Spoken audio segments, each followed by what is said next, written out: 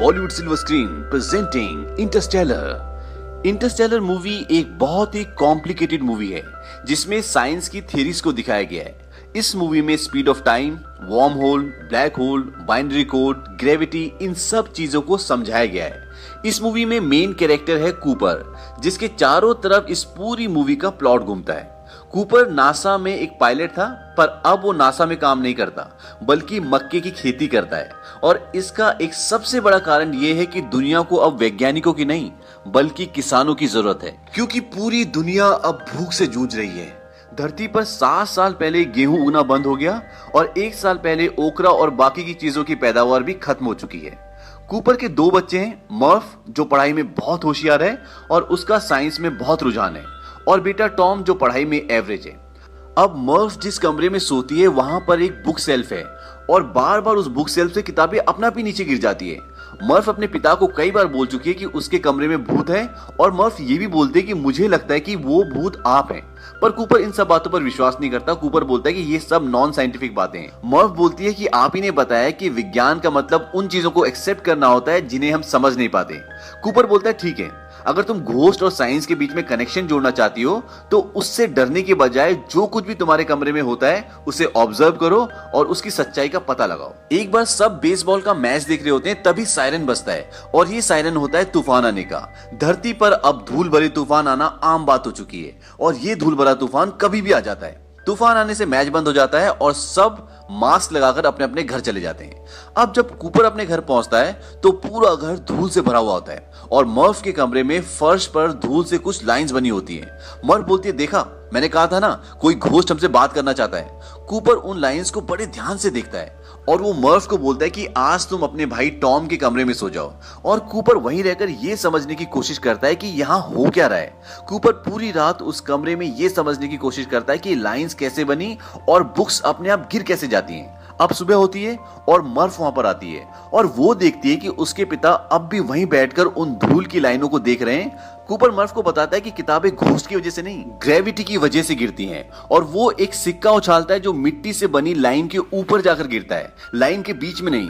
Cooper बताता है ये एक मैसेज है जो बाइनरी कोड के रूप में भेजा गया है। बाइनरी कोड एक भाषा है जो कंप्यूटर और कई इलेक्ट्रॉनिक डिवाइसेस में कोडिंग लैंग्वेज होती है, जिसमें 1 और 0 का इस्तेमाल होता है। जैसे हम किसी को मैसेज लिखने के लिए अक्षरों का इस्तेमाल करते हैं या हिसाब के लिए नंबर्स का इस्तेमाल करते हैं, इसी तरह बाइनरी कोड्स भी एक शैली है जिससे हम मैसेजेस भेज सकते हैं। अगर आप किसी को बताना चाहते हैं कि मैं मार्केट में हूं तो आप नॉर्मली मैसेज टाइप करेंगे, मैं मार्केट में हूं, पर बाइनरी कोड में आप यही पूरा मैसेज सिर्फ 1 और 0 डिजिट के नंबरों के कॉम्बिनेशन से भेज सकते हैं। कूपर समझ जाता है कि धूल से बनी मोटी लाइन का मतलब 1 और पतली लाइन का मतलब 0 है।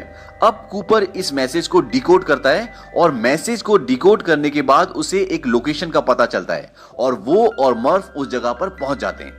अब जब कूपर अंदर जाने की कोशिश करता है तो उसे वहां की सिक्योरिटी पकड़ लेती है और अगले सीन में दिखाते हैं कि कूपर से एक रोबोट कुछ पूछताछ कर रहा होता है।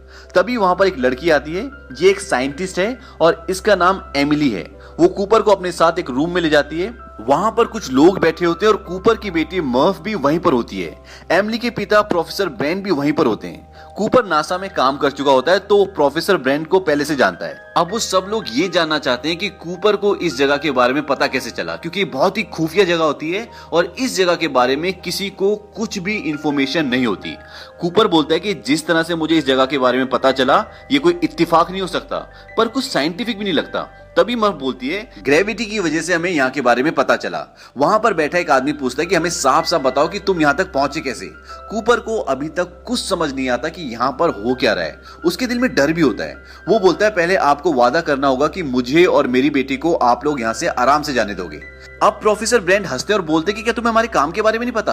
हालांकि कूपर और प्रोफेसर ब्रेंड नासा में साथ काम कर चुके हैं, पर कूपर के मुताबिक नासा ऑर्गेनाइजेशन और इस दुनिया में जितनी भी साइंस के प्रोजेक्ट थे वो सब आज से 10 साल पहले पूरी दुनिया में बंद हो चुके हैं। प्रोफेसर ब्रेंड बोलते हैं कि नासा ऑर्गेनाइजेशन आज भी चलती है, पर दुनिया के लिए ये खत्म हो चुकी है क्योंकि पूरी दुनिया भूख से परेशान है। और अगर लोगों को पता चलेगा कि नासा अब भी अपने स्पेस प्रोजेक्ट्स पे काम कर रही है तो लोग इस बात को कभी भी एक्सेप्ट एक्सेप्ट नहीं करेंगे, क्योंकि ये सभी प्रोजेक्ट बहुत ज्यादा खर्चे वाले होते हैं। प्रोफेसर ब्रेंड कूपर को बताते हैं कि पृथ्वी अब धीरे धीरे खत्म हो रही है। हम बहुत सारी फसल को पहले खो चुके हैं और बची कुची जो भी फसलें हैं वो कुछ सालों में खत्म हो जाएगी और धरती के वातावरण में बदलाव आएगा और धरती से ऑक्सीजन खत्म हो जाएगा। कूपर बोलता है धरती को बचाने का कोई तो रास्ता होगा, कोई तो तरकीब होगी। प्रोफेसर ब्रेंड बोलते हैं कूपर हमें धरती को बचाना नहीं है, बल्कि अब इसे छोड़कर जाना होगा।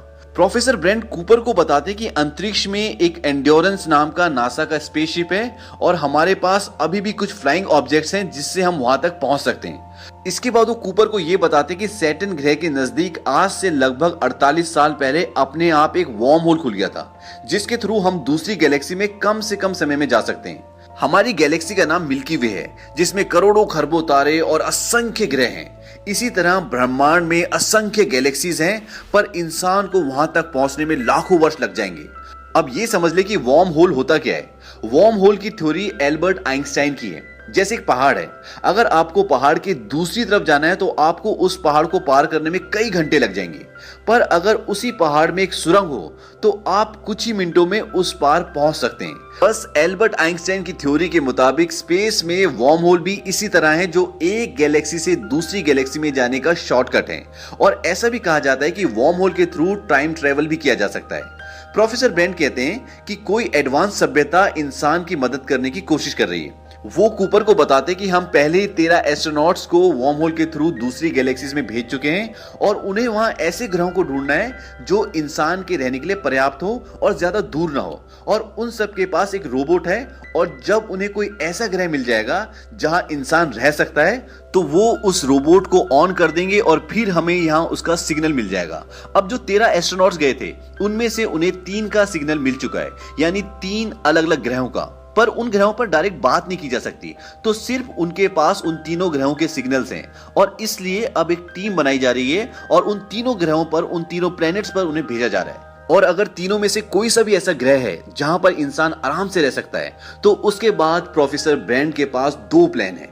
Plan number 1, professor Brand gravity को समझने और उसे कंट्रोल करने की कोशिश कर रहे हैं और अगर उन्हें कामयाबी मिल जाती है तो एक स्पेस स्टेशन के जरिए संपूर्ण मानव जाति को उस ग्रह पर भेज देंगे जो रहने लायक है। और इसके लिए उन्होंने एक स्पेस स्टेशन बनाया भी हुआ है और वो स्पेस स्टेशन वही है जहां पर कूपर और प्रोफेसर ब्रेंड खड़े हैं। दरअसल ये कोई बिल्डिंग नहीं है, बल्कि आप इसे एक अंतरिक्ष यान कह सकते हैं। पर सबसे बड़ा सवाल यह है कि इतना बड़ा अंतरिक्ष यान अंतरिक्ष में जाएगा कैसे।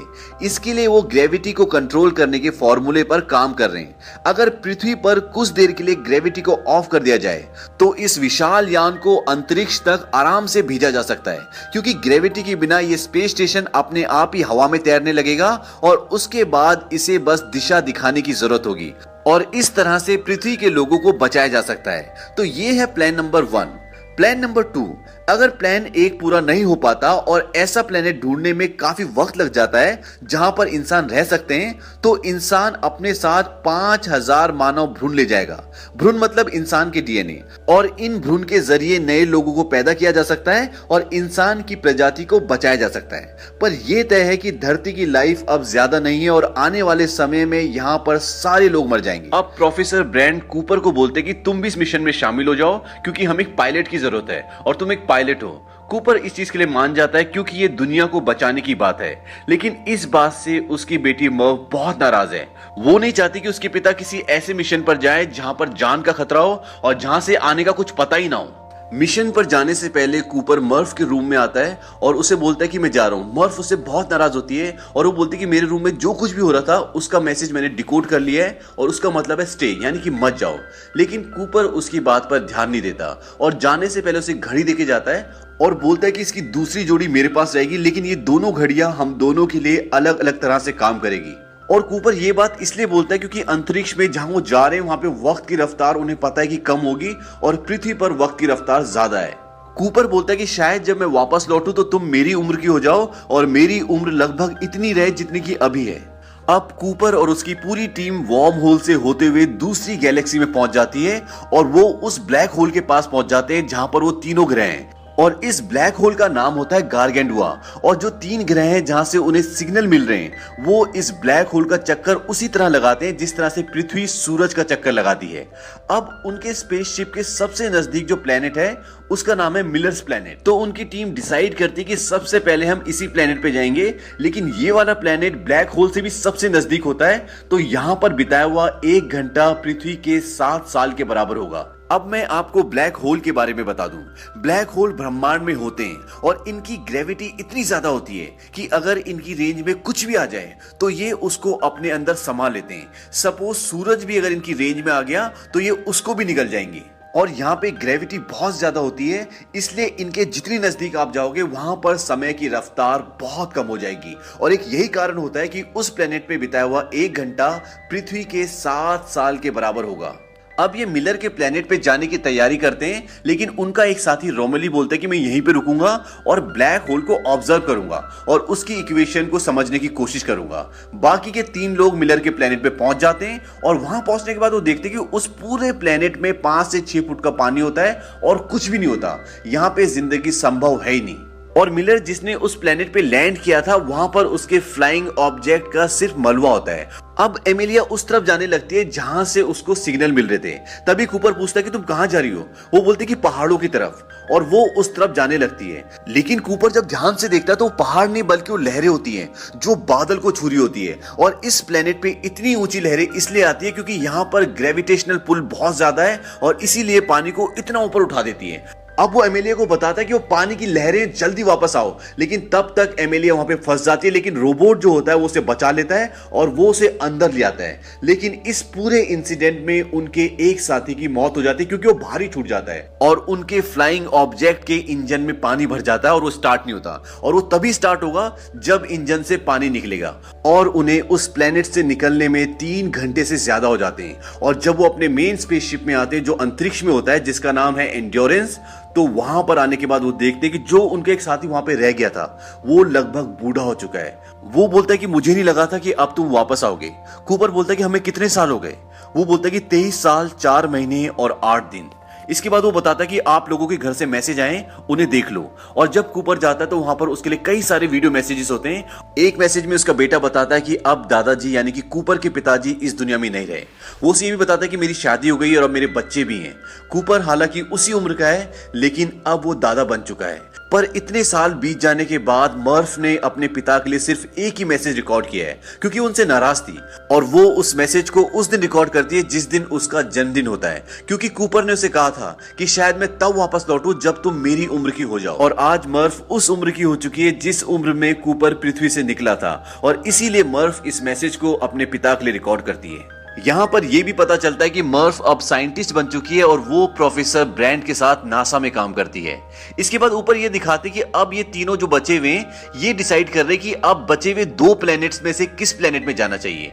कूपर और रोमोली बोलते हैं कि हमें मैन के प्लैनेट पे जाना चाहिए क्योंकि वो प्लैनेट उनके स्पेसशिप से पास में है। लेकिन एमिलिया बोलती है कि हमें एडमंड के प्लैनेट पे जाना चाहिए क्योंकि उस प्लैनेट से जो डेटा आया वो ज्यादा प्रॉमिसिंग है, ज्यादा स्ट्रांग है, इसीलिए वो चाहते हैं कि उस प्लैनेट पे जाए। और इसकी एक वजह ये भी होती है कि वो एडमंड से प्यार करती है। यहाँ पर अब एक प्रॉब्लम ये भी होती है कि इनके पास अब इतना फ्यूल नहीं बचा कि ये दोनों प्लैनेट्स पर विजिट कर सके। इसीलिए अब ये डिसाइड होता है कि ये लोग मैन के प्लैनेट पे जाएंगे। ये लोग मैन के प्लैनेट पे पहुंच जाते हैं और वहां जाकर देखते हैं कि मैन स्लीपिंग चैम्बर में सोया हुआ होता है। वो उसे स्लीपिंग चैम्बर से उठाते हैं और वो बोलता है इस मूवी की आगे की कहानी देखने के लिए स्क्रीन पर जो आपको थंबनेल दिख रहा है जिस पे लिखा हुआ है इंटरस्टेलर पार्ट 2, उस पे क्लिक कीजिए और इंटरस्टेलर की बची हुई कहानी को भी देखिए। अदरवाइज इसी वीडियो के नीचे डिस्क्रिप्शन में हमने सेकंड पार्ट का लिंक दिया है, आप वहां पर भी जाके क्लिक करके बाकी की बची हुई कहानी को देख सकते हैं।